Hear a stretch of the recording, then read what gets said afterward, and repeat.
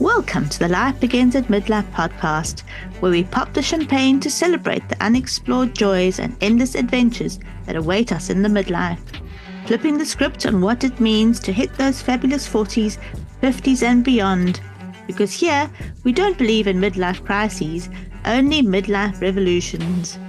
Reminding you that the only thing we're letting go of at midlife is the notion that it's all downhill from here. Nope, we're here to climb higher, dream bigger, and laugh louder. Each week, we'll dive into the myths, share the truths, and unlock the secrets to making the midlife years your best years yet. From rediscovering lost passions to embarking on new adventures, we're covering it all. Expect candid conversations with inspiring guests who've turned their midlife years into their most dynamic chapter yet. We're talking to everyone from entrepreneurs who've launched successful startups from their kitchen tables to adventurers who decided age is just a number when it comes to climbing mountains or sailing the seas.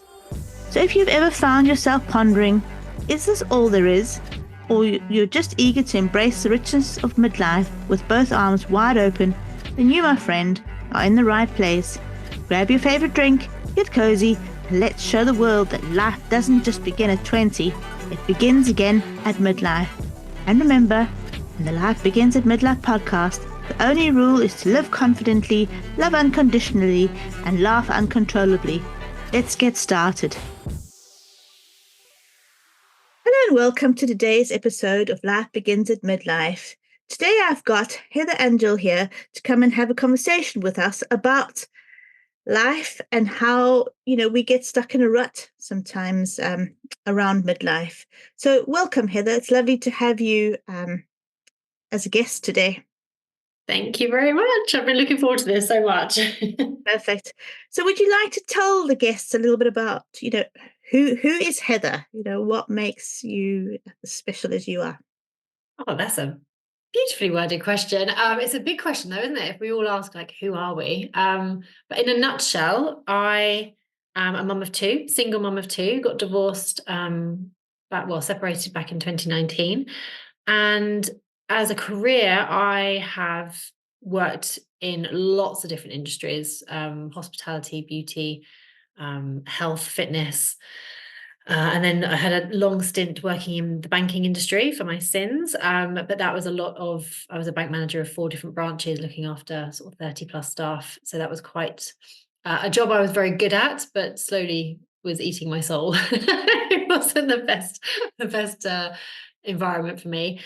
So since 2015, I've run my own business and I am a mentor, coach, and wellness consultant for individuals and businesses. I help them in all different areas. I'm somatically trained and trauma informed and got certificates coming out my ears for various bits and bobs. I love working with people. I love helping people. And that's ultimately what I've been put on this planet to do. I truly believe that ever since I was little, that's all I've wanted to do is help people. Thought I'd be a nurse when I was a kid and then realized you had to deal with gross stuff like sick and stuff. And I was like, oh no, I don't want to do that. I just want to talk to people and be nice to them like all the nurses were whenever I was in hospital. So I was like, oh no, I just want to help people. And that is really the core of what's got me to the point of where I am now, really. Gosh, yeah, no, I can completely understand about the nursing side of things. I've always been told that I wouldn't have made a very good nurse because I don't deal with that kind of stuff very well. So no, I'm way too squeamish. Yeah, I think there's a certain kind of person that can deal with that sort of thing, and that's not where we fit in. No. So with your clients, do you find that there is a sort of a specific sort of thing that they come to you for, when they come to when they knock on your door? Yeah, so I think on the surface level, majority of people come to me because they're usually business owners. That's the environment that I'm in. So they're usually business owners, usually wanting to come to make a big change in their business, make more money, or they're feeling really overwhelmed. But really, what the similarity with all my clients is about actually unpacking what's going on for them. because a lot of the time, yes, we can talk about strategy and we can talk about, marketing and all these things that we can do for the business, but quite often they're sabotaging themselves. And sometimes they see it, sometimes they don't. And it's often so under so many layers. It's a really process of peeling back all the layers of kind of going, okay, well, like the question you started with, who are you? Who are you right in this moment of your life? Not the person you were told you should be at school, or not the person you were conditioned to be by your family. Who are you? And what do you desire for your life and business? And actually, when we get into those really big questions, the magic starts to happen, because they go, well, actually, I'm not someone that wants to be sat behind a desk for 8 hours a day. And I'm actually not this person that I was told I was going to be, or all these different things come about. And it can be unnerving for people, for sure, because it's sort of almost realizing that the identity that they've been holding on to for so long maybe wasn't the true identity of who they are. So that's really what I help people do, is come back to themselves. And I know we were talking before we hit record that I joke with people that I'm on a bit of a mission just to put myself out of business, because I don't want people to be in that kind of codependent coaching therapy cycle with me. I don't want, my ambition is never to go, yes, work with me, or, make them believe that they're broken and that they need to keep working with me every single week. My ambition for them is for them to work with me, get to the point where they have that super high level of self-awareness. They have the tools available to them to move forward, so that when it hits the fan every now and then, which it will do, they have those tools and strategies and inner strength to deal with things. And I want them to be able to do it by themselves. I don't want them to have to think, oh, I need to go for another year of therapy because I've had another relationship breakup or something's happened. So that's sort of my mission when I work with people, is just to really, really remind them that they're awesome how they are. And it's actually just peeling back and getting to know themselves and opening up that levels of awareness, so that they can, understand what's happening and what's triggering them, but they don't necessarily need to fall into that, oh my goodness, I'm broken and I need external help. There's so much they can do for themselves. Absolutely. So giving them their own little toolkit that they can tap into, and then obviously if they need a little bit of extra help, they can still come and knock on your door. But it's not Yeah. that the wheels fall off every time that something happens, and they have to phone a friend and say, "Please help me. Can you bail me out of this situation?" And Yeah. And, there's nothing, one of the biggest things I think we struggle with is in society is we have such a lack of connection nowadays. So I'm not saying for a second that, don't reach out to people. I think it's really important to have that courage when things are tough, to sort of hold your hands up and say to someone, I am struggling with this. Can you help me? But what I do see is that we are in, I'm talking as a, person in the West, in the UK, that we very much have this cycle of kind of, oh, life's hard, go to work, do the slog, live for the weekend, go to the pub on the weekend, or, if a lot of people are saying now they don't really have the money to do that, but they're still maybe buying the beers, sit in, have a takeaway. That's their kind of, okay, this is their release and relax. And then it's back to the slog. And I'm like, oh, okay, we have to work. And not all of us get the joy and the privilege of like absolutely loving our work, but it doesn't have to be this life that we have to try and get through. It's like a life that we should be trying to live and enjoy. And yes, it's not going to be unicorns and rainbows all the time, but to be able to get to the weekend and not feel like you have to, escape your life. That you not have to sort of obliterate yourself with alcohol or drugs, or whatever it is, to kind of escape what you've had to endure for the week. That kind of, I'd love to get people into the place where they're like, oh, actually, I'm really happy with who I am, and I know who I am, and I know what I enjoy, and I can find pleasure in all kinds of different things. I'm not saying don't go to the pub. I bloody love going to the pub, but it doesn't, I see it a lot with clients when it's become a bit of a coping mechanism. There's coping mechanisms to get through life, which, is heartbreaking to see people struggle just to get through the week, and thinking that there's nothing better on the other side. absolutely, it's almost like they've been conditioned to think that you've signed up for whatever you've signed up for, and now you just need to see it through to the end until one day Mm. hopefully you get to retire. And then you can maybe have some time to find yourself, or you might be so ill that you don't have the energy to even get that. Yeah, and it's really interesting. So so my husband and I separated in 2019, and the divorce was all finalized a couple of years later. But what I found was when I went through all my journals and stuff, I've been an avid journaler for years. I was desperately trying to fix a failing marriage, like from about 2015, 2016. I just had journals and journals of things going, oh, what can I do to fix this? What can I do to make it better? Da, da, da, da, da. But it was all happening in my head. I was desperately trying to be, the version of what I thought a wife and a mother should be.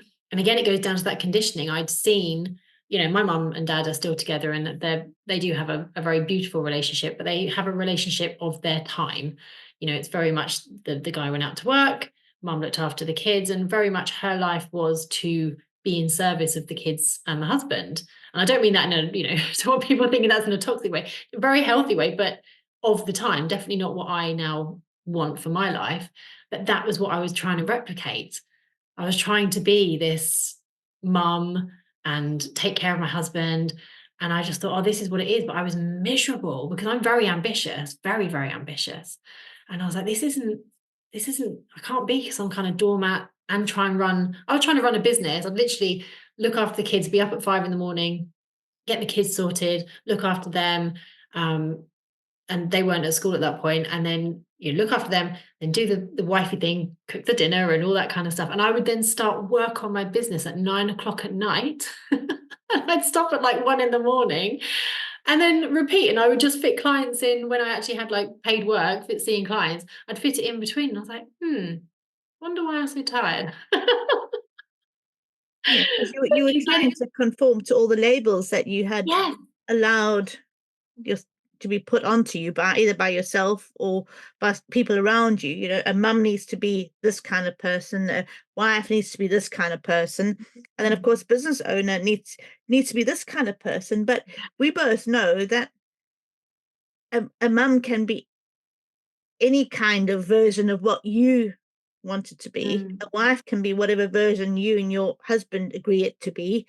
And then a business owner can be whatever you want it to be as the business owner. It doesn't have to be that box that we've been conditioned to have or to think that it should be. Yeah, but absolutely. It's allowing ourselves that space to get to know ourselves and what we bring to the table, because each person's different. You're going to be different to me. We might still be a mum, a wife, and a business owner, but the way you want to do your life will be different potentially to what I would want to be doing. Yeah, absolutely. And that's, the box analogy is absolutely spot on, because I feel even now, very recently, so I've very recently come out of a relationship, and it's that sort of unraveling of that, like, okay, well, what happened there? And how did that not serve correctly? Like, how was that not right? And I was like, yeah, once again, I was trying to be, I wanted to be in this box. I was like, right, well, this is a relationship and this is how relationships are. And I do that with, so many aspects of life. It's so easy to kind of go, well, this is what, it is to be a business owner. I find that sometimes even posting on LinkedIn, I'm like, oh, well, this is a very professional space. So which box should I put myself in today? And it's absolutely exhausting, and it's something I have very much promised myself. This recent eclipse season has turned everything on its head, I must say. And yeah, trying to live within that box when you're not supposed to be in it is suffocating, absolutely suffocating. And I know we were talking before we hit record that we're lucky in some senses to be in these kind of industries where we've done the work on ourselves and we've done that unraveling for ourselves, to have that awareness of when we've realized, oh, hang on a minute, I've put a really big lid on this box and I can't move. And we can have that self-awareness to go, right, something needs to change. What have I fallen back into? Because the sad thing is, the whole point of this podcast is like, what happens at midlife? I think it's just such a shame that it's happening in midlife, because we have, decades decades of conditioning. So it's so easy to fall back into that because it's just so hardwired into us. Like, oh, that's how you behave. That's how you show up. And it does need that conscious effort to go, nope, hang on a minute. That's not who I am. That's not how I want to show up. And you have to really take a step back and go, right, this is how I want to be, get myself back on the right path. Yeah, and it also, you've got to get to know yourself again because I know from my point of view, I've, squished myself down and there's so many layers of, shoulds, coulds, woulds, don't do Mm, this, don't do that, be quiet, don't talk so loud, don't laugh, don't run, don't giggle, just sit quiet in yeah. the corner. Little girls don't need to be heard, they should just be seen. All Mm, those things that play in your subconscious all the time, you've now got to, get to this point in your life and realize, well, if I want to giggle, I can giggle. It doesn't matter. If someone thinks I'm being silly, well, that's their opinion, not mine. If it makes me yeah. happy, surely I Yeah. can do that. But then Mm, in the back of our mind, you're thinking, oh, you know, we're in a restaurant or something like that. If I just all of a sudden start laughing at the top of my head and people start looking at me, you think, "Ooh, okay, well, okay, maybe I shouldn't have done that." And then you find mm, yourself so easily back in that box again. And, yeah. and if you do that over and over again due to being in a relationship that might be triggering you to be, that kind of Mm, person again, before you know it, you're quite comfortable back yeah, in that absolutely. space. Yeah, and then that's the tricky thing, isn't it? I think for a lot of people, is it is comfortable. We will, what's that saying, is that we will choose a familiar hell rather than an unfamiliar heaven, and that is so true because a lot of the work I do is somatic, so we work with the nervous system, and we will keep ourselves in a quote unquote bad situation because it is familiar.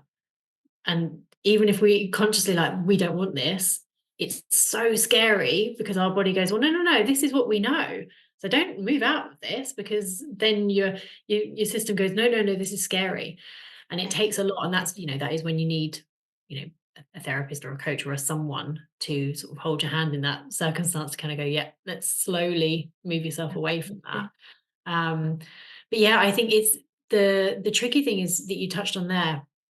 As women, we are so conditioned that we must be liked. We are such people pleasers. That example of laughing in the restaurant.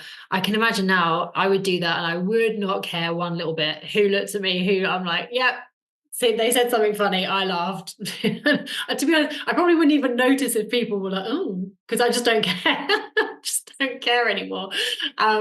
But you know, 15 years ago, absolutely, I would have scanned the room subconsciously, thought, right, okay, how do I need to behave in this situation? Which, as humans, we do anyway. But I would have very much been mortified if I laughed loud and I would have noticed someone going, oh, she was a bit loud. And I would be like, oh, no, I did something wrong.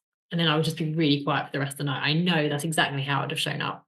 And probably ruminated on it for the next couple of weeks because you think, oh, Absolutely. go back to that place again because the waiter might remember me that I was the person that laughed loudly at in that corner, and people haven't even remembered you, that 5 minutes later, let alone 3 weeks down the line. Yeah, exactly. We get completely in our own head. And yeah, and it's a big change for people. I think, an analogy I've heard you use about, sort of being rooted like a tree. Like we have the flexibility to move and change and pivot and evolve. And I think since, for the last 4 years, I mean, I think the whole world has had a moment of like, oh, okay, with the pandemic and everything, life changed so quickly, and we had a chance to look at our lives and go, what's going on? Is this what I want? I mean, the amount of people I have as clients who have told me that they got divorced or that's when they separated because they just had that pause moment to go, is this the life I want? And a lot of them went, no, this is not the life I want. Um, so it's really just having that space sometimes to look at, because everyone's lives are busy, you've got kids and partners and jobs and everything. Having that time to really look at it and go, is this the life I really want to create? Or, as in my situation, I got to the point I was like, I've created a life I don't love at all. And I'd Yeah, you worked feel that so it's sort of hard. inside, you feel that sort of like niggle, that like restless feeling of like surely there's Absolutely. more to life than this. Yeah, And you don't quite know absolutely. what that is, but you just have that yearning, and that then of course takes you onto the interesting path of discovering what. Mm. Yeah, absolutely. And it's, I think that question of like, there must be more to life than this. I think that is one of, I don't know if it's so prevalent for the younger generation now, but certainly for when I was a kid, you were told, you go to school, you get a job, maybe go to uni. That was never a conversation in my household.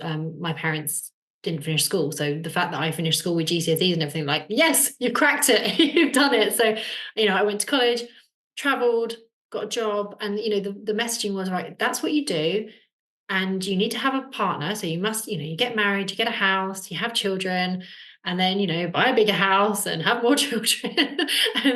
and the thing is, once I'd done all that, I married the wrong guy. I did, I loved him dearly, but he showed me within the first 2 years of our relationship that he was the wrong person to marry. But I was so invested in my young 20s of like, but I've just put 2 years into this. I can't go.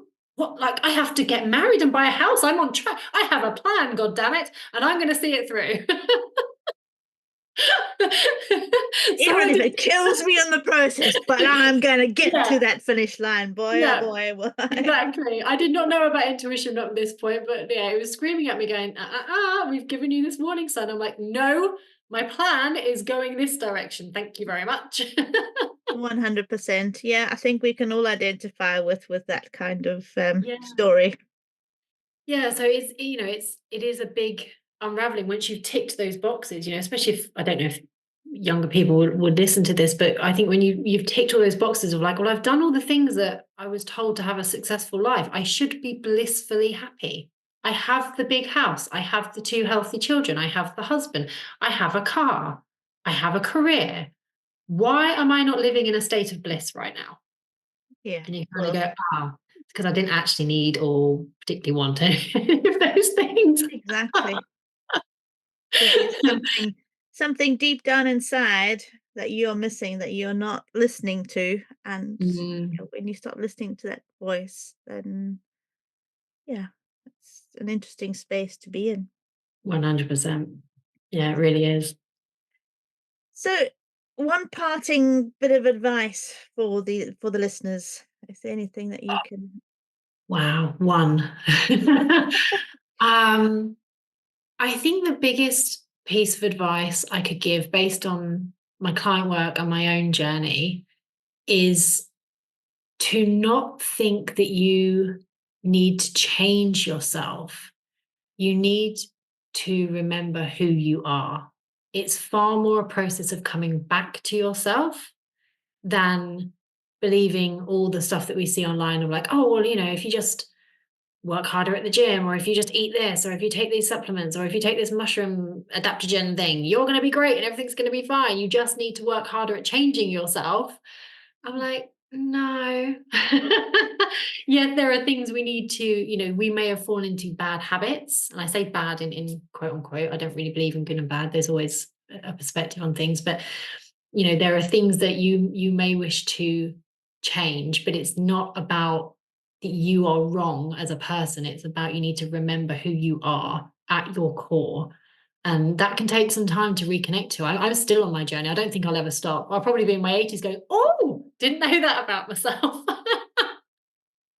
But it's 100%, and that's the fun about it. Hey, is meeting ourselves and getting to yes, know ourselves at a mm, deeper level. And yeah. But we're it, doing it with a bit more love and compassion, because I think it can be very easy to fall into the trap. I've definitely done it, of becoming so aware of all your shadow parts and your bad bits and things, you kind of go, oh my God, I'm a mess and I'm completely unfixable. And it's realizing actually, no, they're just parts of me. And, I have control about how I navigate those parts of me. So yeah, just don't buy into what we can be led to believe that you're broken and somehow need fixing. You don't. You don't at all. Absolutely. Very wise words, and yeah, it was lovely having you on the podcast today. And yeah, thank you very much. And we'll get you back at some point again, and we'll continue this discussion and dive a little bit deeper into getting to know ourselves better. Amazing. Thank you. As we wrap up another episode here at Life Begins at Midlife, we want to take a moment to extend a heartfelt thank you to our sponsor, Jackie Bourne from Purpose Unleashed. Jackie's commitment to empowering individuals on their journey of self-discovery and transformation truly aligns with the spirit of our show. Whether you're navigating the challenges of midlife, seeking clarity on your next steps, or simply looking to live a more fulfilled life, Purpose Unleashed offers the guidance, tools, and support you need to turn your aspirations into reality. For those of you feeling stuck or at a crossroads, remember, it's never too late to redefine your path and embrace the life you've always dreamed of. Visit Purpose Unleashed website to discover how you can start your transformative journey today. Let Jackie be your guide to a more vibrant, purpose-driven life. You can find this link to the website in the show notes below. And to our listeners, thank you for tuning in and sharing your time with us. Remember, every day is a new opportunity to grow, to love, and to make a difference. Until next time, keep striving, keep dreaming, and keep listening.